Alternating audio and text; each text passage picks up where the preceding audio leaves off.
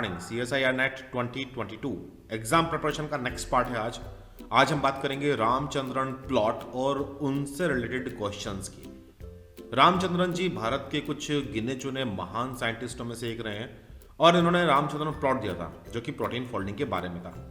हम जानते हैं कि जब कभी अमीनो एसिड्स आपस में जुड़ते हैं तो जुड़ करके वो पेप्टाइड बॉन्ड की फॉर्मेशन करते हैं और हमने ये भी देखा था कि पेप्टाइड बॉन्ड जो है एक डबल बॉन्ड कैरेक्टर शो करता है 40% के आसपास, तो इसलिए ये फ्लेक्सिबल बॉन्ड नहीं है। जब काफ़ी सारे अमीनो एसिड जुड़ते हैं तो इसे हम लोग बोलते हैं कि ये है बैकबोन पॉलीपेप्टाइड चेन की। इसमें 3 तरह के बॉन्ड हैं, नाइट्रोजन से C अल्फा ये वाला बॉन्ड, फिर उसके बाद कार्बन से कार्बन कार्बन वाला बॉन्ड यानी कि हम इस बॉन्ड की बात कर रहे हैं, और फिर लास्ट में है C कार्बन कार्बन वाला और नाइट्रोजन के साथ, जिसे आप पेप्टाइड बॉन्ड के रूप में भी जानते हो।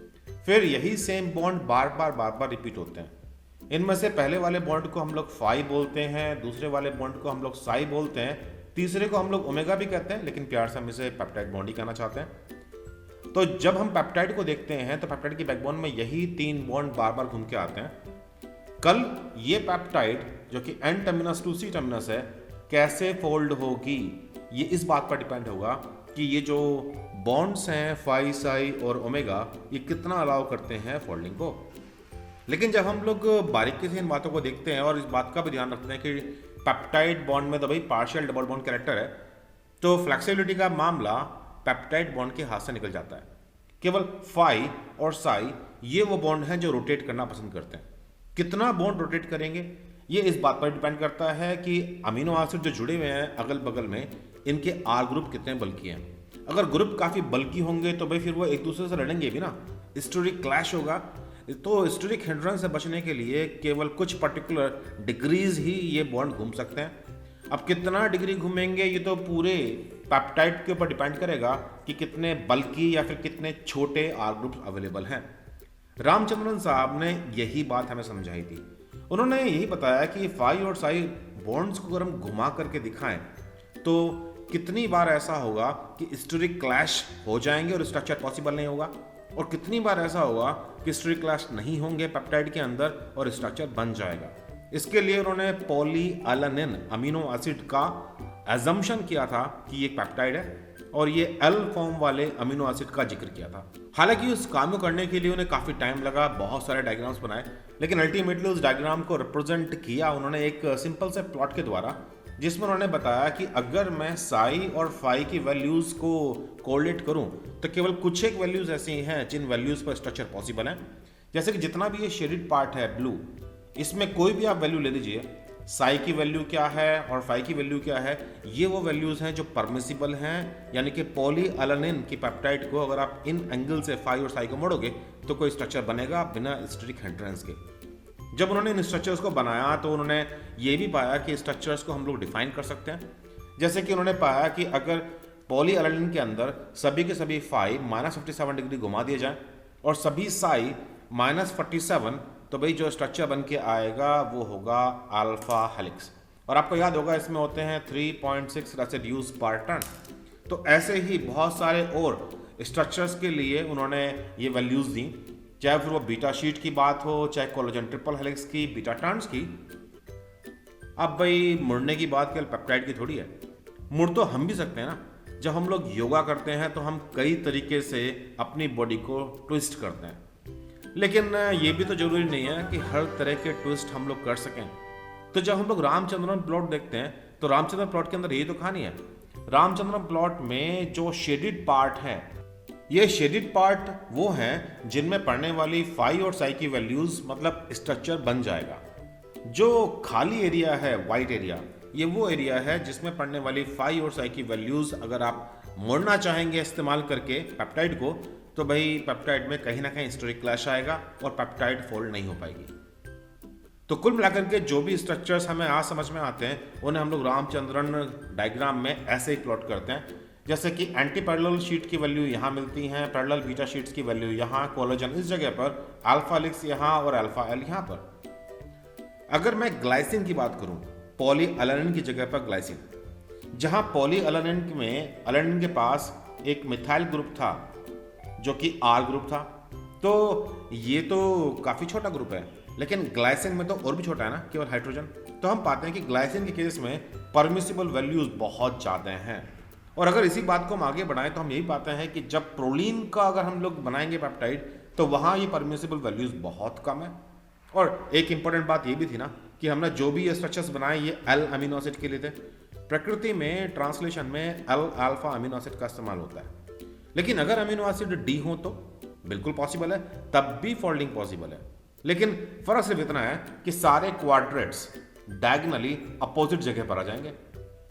मतलब अगर बीटा शीट्स की वैल्यू पड़ती हैं लेफ्ट हैंड साइड वाले अपर क्वाड्रेंट में, तो अब ये वैल्यू मुझे दिखाई देंगी लोअर साइड के राइट हैंड क्वाड्रेंट पर। तो हमें इन बातों का ध्यान रखना है कि एल अमीनो एसिड भी मुड़ सकते हैं और डी भी। शर्त यह है कि पेप्टाइड में या तो केवल एल होने चाहिए या केवल डी, दोनों का मिक्सचर से काम नहीं बनने वाला। जैसे कि इन्हीं बातों को लेकर के हम क्वेश्चन करते हैं, असिटाइल अलानिन 18 अलानिन अवेलेबल है, एक पेप्टाइड है, इसने अल्फा हेलिकल कन्फर्मेशन बनाई है सॉल्यूशन में। अब बैकबोन में डाइहाइड्रल एंगल क्या होने वाले हैं? तो भाई देखिए, हमने देखा था हेलिक्स में -57 एंड -47। तो ऐसा नहीं है कि केवल एक पर्टिकुलर ये पॉइंट है। अगर -57 की जगह पर -58 हुआ, 59 हुआ, तब भी स्ट्रक्चर बनेगा हेलिकल।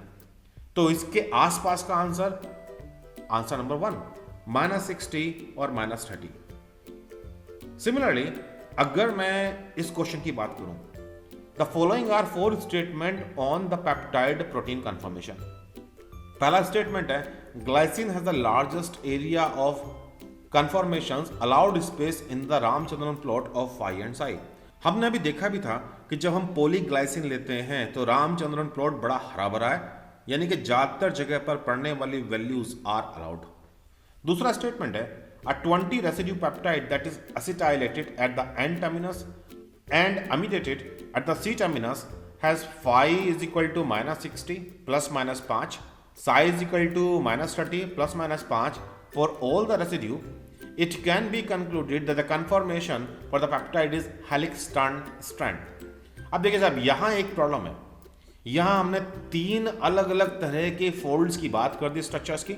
एक हेलिक्स बोल दिया हमने, टर्न बोल दिया, स्ट्रैंड बोल दिया, और हम वैल्यूज लगभग एक जैसे दिखा रहे हैं। तो भाई ये स्टेटमेंट तो पॉसिबल नहीं है। सी है, the allowed value of phi and psi for amino acid in proteins are not valid for short peptide. भाई ऐसा नहीं है कि छोटी सी पेप्टाइड में ये वैल्यूज नहीं आएंगी। अगर चाहे 3 अमीनो एसिड की पेप्टाइड क्यों ना हो, वहां भी तो मुझे फाई साई मिल जाएगा। और नेक्स्ट एग्जाम्पल तो इसका इंडिकेशन भी है, जहां हम लोग बीटा टर्न्स की बात करते हैं। डी ऑप्शन कह रहा है, अ peptidyl असिटाइल A1, A2, A3, A4, CONS2, जहां पे A से लेके A4 तक अमीनो एसिड्स हैं, अडॉप्ट कर सकता है वेल डिफाइंड बीटा टर्न, और dihedral angle of A2 and A3 determine the type of beta turns. Indeed beta turn के लिए हम ये जो कहते हैं कि बीटा टर्न में 4 अमीनो एसिड होते हैं, 1, 2, 3, 4, जिनमें से 1 और 4 हाइड्रोजन बॉन्डिंग में इन्वॉल्व होते हैं, और 2 और 3 ये हाइड्रोजन बॉन्डिंग में इन्वॉल्व नहीं होते। इंडियड 2 और 3 कितना डिग्री घूमेंगे, इसी पर हम डिफाइन भी करते हैं कि बीटा टर्न किस टाइप का है। जनरली हम इनकी पोजीशन को सबसे पहले वाले अमीनो एसिड को I कहते हैं, नेक्स्ट अमीनो एसिड को हम लोग I+1 कहते हैं, उसके बाद के अमीनो एसिड को I+2 कहते हैं, और फिर लास्ट वाले को I+3। इसके अलावा गामा टर्न भी होता है, जहां केवल 3 अमीनो एसिड ही पाए जाते हैं। तो अब जो क्वेश्चन था वो था कि combination of correct statement by D और ए, ये है हमारे करेक्ट स्टेटमेंट, यानी कि ऑप्शन नंबर 3। अब आते हैं हम लोग बीटा टर्न को और बारीकी से देखने के लिए। बीटा टर्न कई तरह की होती हैं, लेकिन प्रकृति में पाए जाने वाले जो कॉमन बीटा टर्न्स हैं वो है टाइप 1 और टाइप 2। टाइप 1 और टाइप 2 दोनों में ही 4 अमीनो एसिड पाए जाते हैं, और 4th अमीनो एसिड फर्स्ट वाले के साथ में हाइड्रोजन बॉन्डिंग करता है। तो फिर फर्क क्या है इनके अंदर?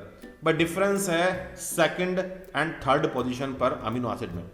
जैसे कि जनरली हम देखते हैं कि टाइप 2 के अंदर मुझे 3rd पोजीशन पर ग्लाइसिन मिलता है, जबकि टाइप 1 के अंदर मुझे प्रोलीन मिलता है ज़्यादातर केसेस के अंदर। इंडियन बात तो ये भी है कि टाइप 2 में 1, 2, 3, 4, तो यहाँ 2nd amino acid generally proline रहता है और 3rd amino acid glycine.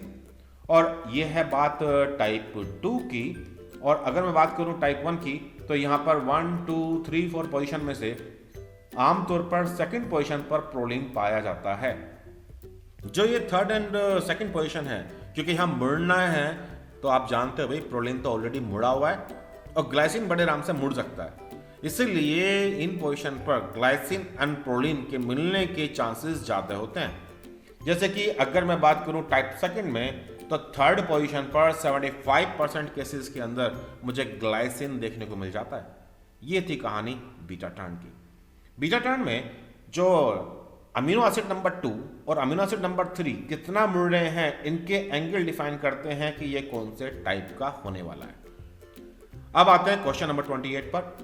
Five Sai value of beta strand composed of all D amino acids will mainly occupy which quadrant of the Ramachandran plot. हमने पहले भी कहा था कि रामचंद्रन प्लॉट जो बनाया गया था वो एल आइसोमर्स के लिए बनाया गया था, पॉली एलानिन के लिए। लेकिन अगर हम एल की जगह पर डी कर दें, शर्त यह है कि पेप्टाइड में सारे अमीनो एसिड डी होने चाहिए, तो क्वाड्रेंट जस्ट बिल्कुल अपोजिट हो जाते हैं। अब क्वेश्चन में पूछा गया था बीटा स्ट्रैंड के लिए, तो बीटा स्ट्रैंड जहां मेरे नॉर्मल रामचंद्रन प्लॉट में लेफ्ट हैंड साइड वाले अपर क्वाड्रेंट में थे, तो अब वो राइट हैंड साइड वाले लोअर क्वाड्रेंट में है, लोअर अपोजिट पार्ट में। तो हम लोग कहेंगे कि अब जो नया क्वाड्रेंट में देखने को मिलेगा वो होगा लोअर राइट। Answer number 4। ये कुछ क्वेश्चन रामचंद्रन प्लॉट से थे, लेकिन चलते चलते चलिए एक क्वेश्चन और कर लेते हैं। ये क्वेश्चन है कि भाई choose the most appropriate pH eight which the net charge is 0 for the molecule from the data given below. असल में क्वेश्चन पीआई को लेकर के है। पीआई वो पीएच होती है जिस पर अमीनो एसिड का नेट चार्ज 0 हो जाएगा, वो ज़्विट्रायन बन जाता है। और पीआई कैलकुलेट करने के लिए फार्मूला है सिंपल सा कि pK1 plus pK2 divided by 2। अब लेकिन क्योंकि कुछ अमीनो एसिड ऐसे भी होते हैं जैसे कि aspartic acid, glutamic acid, lysine, histidine, arginine, जिनकी आर ग्रुप भी आयनाइजेबल है, तो हमें उन बातों का ध्यान रखना पड़ता है, फार्मूला थोड़ा सा बदल जाता है। अब क्या आप इस अमीनो एसिड को पहचान सकते हैं कि ये अमीनो एसिड कौन सा है? ये एक एसिडिक अमीनो एसिड है। जब मैं एसिडिक अमीनो एसिड की पीआई की बात करूंगा तो मेरा फार्मूला बन जाएगा पीआई एसिडिक अमीनो एसिड का। एक तो हमें pKr चाहिए, आर ग्रुप का आयनाइजिंग कांस्टेंट, प्लस साथ में मुझे चाहिए pKCOH ग्रुप का जो अल्फा कार्बन पर लगा हुआ था।